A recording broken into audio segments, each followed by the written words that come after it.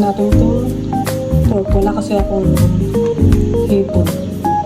Medyo niluto ko na siya. Para hindi naman hilaw pagka. Yan, mix lang.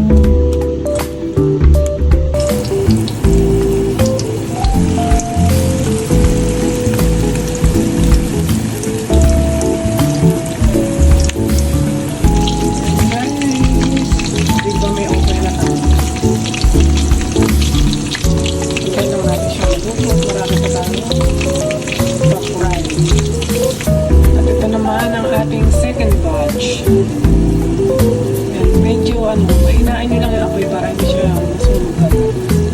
Tsaka para malutong mabuti ang ating gulay. Ayan. Ito na guys. Yan ang nagawa nating opoy.